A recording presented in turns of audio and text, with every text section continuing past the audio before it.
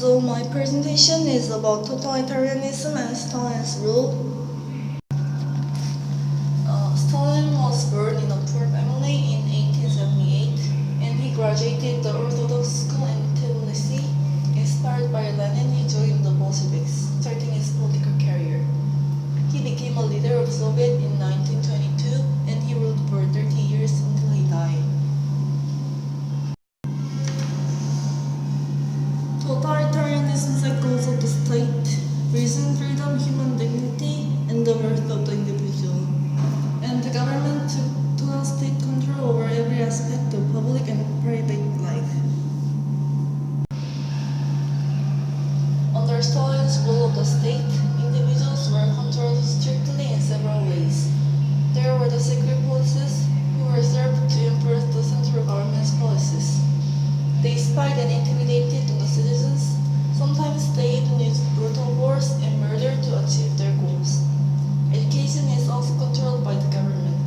The purpose of controlling the education is to glorify the leader and his politics, and to convince all citizens that their loyalty and support are required. Students learn the virtues of the Communist Party in the school. If students or professors questioned about Communist Party, they were immediately imprisoned.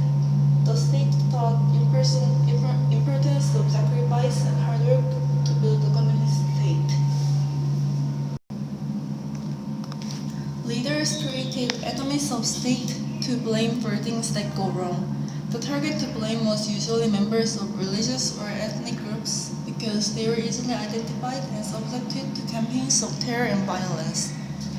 They may live in a certain area or are subjected to rules that apply to only them. State used propaganda for attacking religions.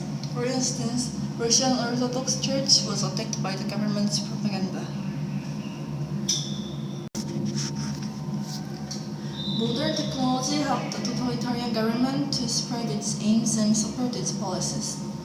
With the modern technologies like radio and the printing press, state could make propagandas that are used to spread its ideology, and most modern nations would naturally become totalitarian. State control of society is one of the traits of totalitarianism. Terror such as the purges and the use of the OGPU, his secret police, could arrest people easily without giving a reason, creating a climate of fear.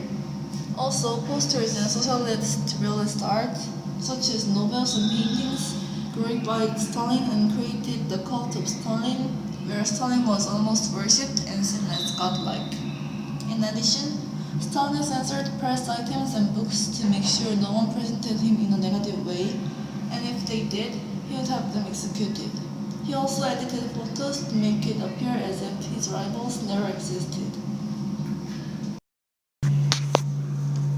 According to the Stalinist system, Communist Party controlled decisions having to do with political appointments, economic policy, cultural activities, and foreign relations.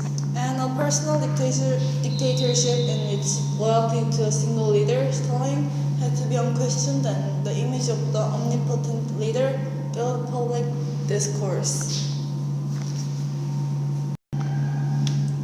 The Soviet press presented Stalin as an all-powerful, all-knowing leader, and Stalin's name and image became omnipresent. The Soviet press worked to portray Stalin as a caring father figure, with the Soviet populace as his children. Interactions between Stalin and children became a key element of the personality cult. The image of Stalin as a father was one way in which Soviet propagandists aimed to incorporate traditional religious symbols and language into the cult of personality.